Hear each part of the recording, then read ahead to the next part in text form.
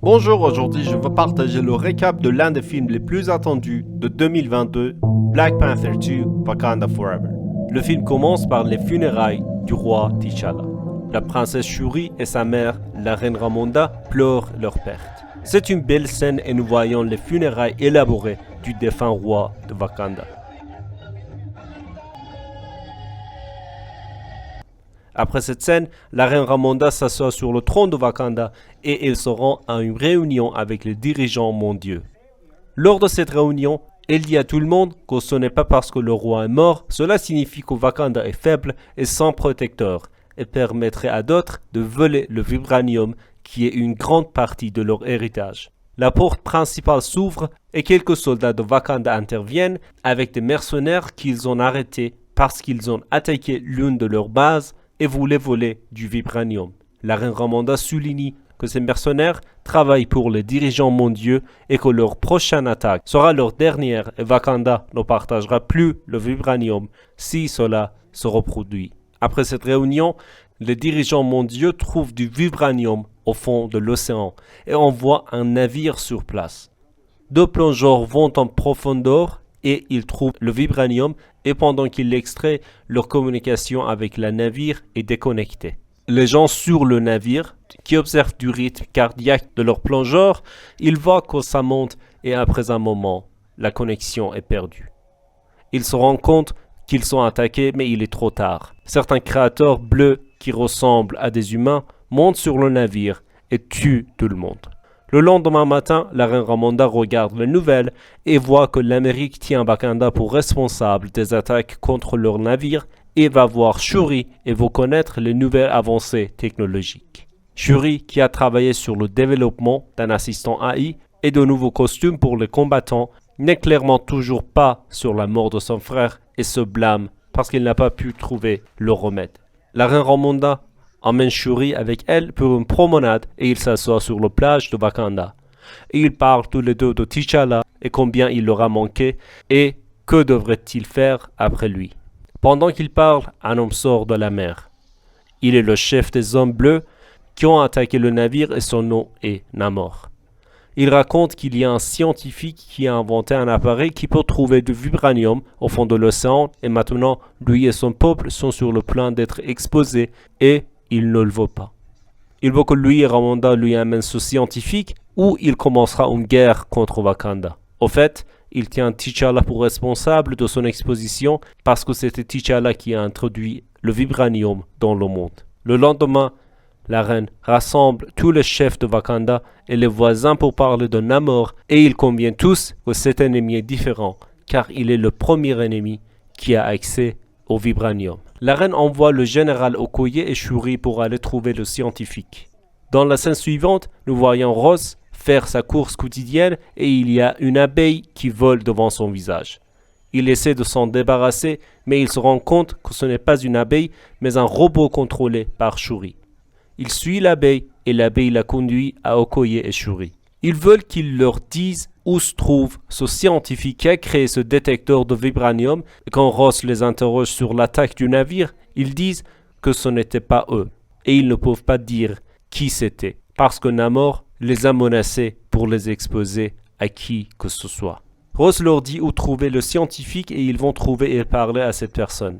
La scientifique est une jeune fille de 19 ans, Riri Williams, et lorsqu'il la convainc de leur montrer ses travaux et de les accompagner, des soldats les attaquent. Shuri et Okoye essaient de les perdre et réussissent presque leur mission, mais alors qu'ils sont sur le point de traverser un pont, les Bleus les attaquent et capturent à la fois Shuri et le scientifique. Okoye qui les a combattés s'en fait jeter à l'eau et n'a pas pu les sauver, mais il voit que Shuri et Riri sont attrapés.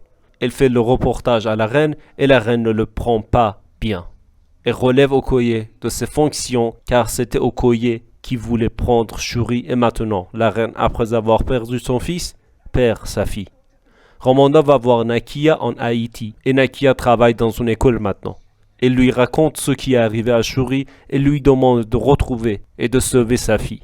Nakia écoute bien sûr sa reine et commence sa mission pour sauver Shuri.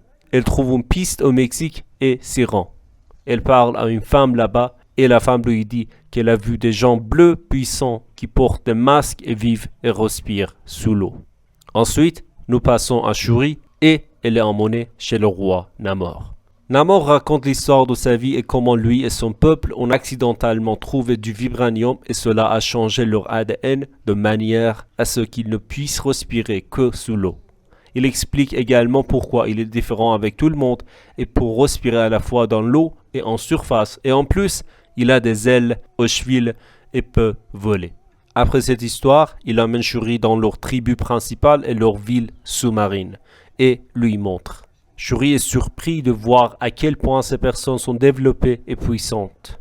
Après cette visite, Namor donne à Shuri le bracelet de sa mère et lui dit qu'elle est la seule personne de la surface à avoir vu leur ville. Shuri raconte également l'histoire de T'Challa et à quel point elle est brisée par cette perte. Shuri, qui sait que Namor veut tuer Riri, lui dit qu'elle ne peut pas lui permettre de faire ça. Mais là, on se rend compte que Namor veut déclencher une immense guerre contre le monde de la surface. Il n'a donc que deux options à Shuri. L'une consiste à les rejoindre et à les aider dans leur quête de conquête du monde de la surface, ou la deuxième option, être la première nation qui s'oppose à Namor et tombe. En même temps, il y a une réunion aux États-Unis sur ce qu'ils doivent faire face à l'attaque des Wakandais sur leur navire. Ross est également présent à cette réunion et dit que s'ils commencent une guerre contre Wakanda, ils feront face à l'une des armées les plus puissantes, qui sont armées d'armes bien plus avancées que les leurs. Après la réunion, Ross appelle Ramonda et lui dit qu'ils n'ont pas beaucoup de temps. La reine Ramonda parle à nouveau à Namor et lui dit de laisser partir Shuri, mais il dit que s'il ne coopère pas, il tuera Shuri et attaquera bientôt Wakanda. Pendant qu'il parle, Shuri et Riri sont secourus par Nakia et Nakia tire sur l'un des soldats et la tue. Namor revient et après avoir vu cela, il devient fou et fait la guerre contre Wakanda. Ensuite, nous allons à Wakanda et les voyons se préparer pour la bataille. La reine et Riri parlent dans le hall principal de Wakanda et Shuri est au laboratoire créant de nouvelles technologies pour la bataille. Nakia est également à Wakanda et elle parle à Okoye qui est maintenant citoyenne et lui dit pourquoi elle n'a pas participé aux funérailles de T'Challa. Car pour elle, T'Challa était plus que le roi du Wakanda et de la Black Panther. Il était l'amour de sa vie. Tout d'un coup, on voit le niveau de l'eau monter à Wakanda et cela signifie que Namor est là. Les soldats de Namor se battent avec les soldats de Wakanda au sol et Namor lui-même, qui peut voler, arrête les avions de combat wakandans un par un. Quand ils reviennent au sol, M'Baku attaque Namor, mais Namor le frappe si fort que son gilet en vibranium se brise en morceaux et qu'il perd conscience. La reine et Riri sont toujours dans le hall principal et Namor vole et essaie de briser la fenêtre entre eux avec sa lance. Mais il ne peut pas le faire. Il lance des bombes à eau en vibranium et en donne tout l'endroit. La reine et Riri vont sous l'eau et bien que Ramonda sauve Riri, elle se noie elle-même. Namor dit à Shuri qu'il attaquera à nouveau dans une semaine. Les gens de Wakanda enterrent leur reine et M'Baku parle à Shuri lors des funérailles. Et lui dit que les anciens voulaient que les gens soient emmenés dans un endroit sûr. Il dit également à Shuri qu'elle n'est plus un enfant, qu'elle doit prendre de grandes décisions.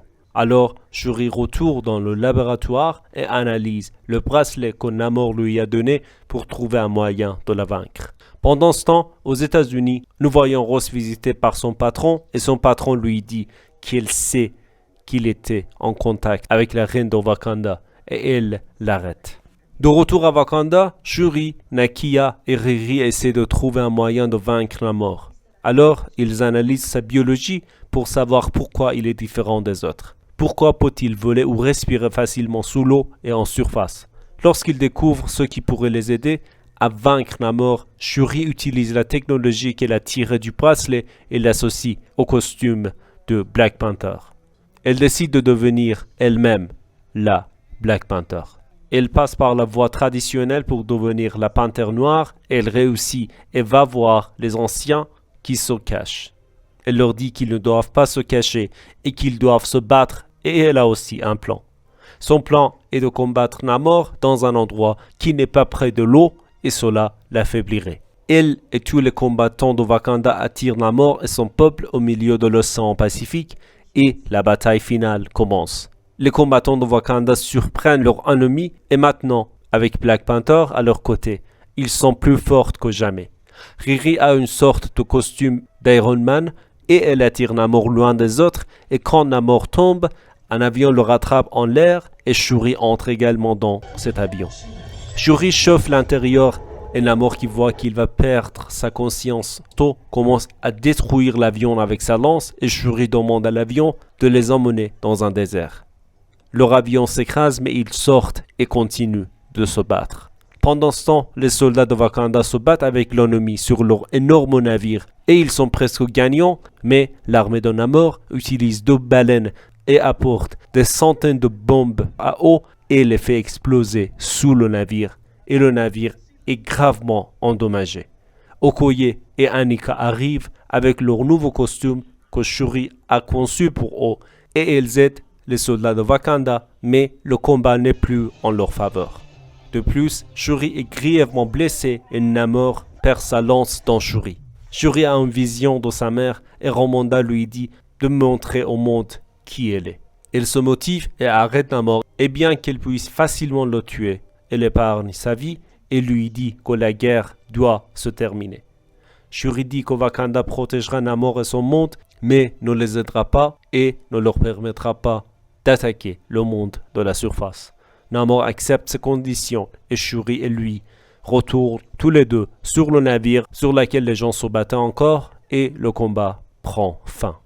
Dans les dernières scènes du film, nous voyons Wakanda se remettre sur pied et prospérer à nouveau. Shuri remonte la voiture de Riri qui a fait naufrage sur le pont quand ils ont été attaqués. Ensuite, nous allons aux États-Unis et voyons que Ross est transféré dans une prison, mais Okoye le sauve. À la fin, Shuri s'assoit près de Fo et revit les souvenirs de T'Challa. Et oui, c'est ça. N'oubliez pas d'aimer et de vous abonner à cette chaîne. Merci d'avoir écouté. Au revoir.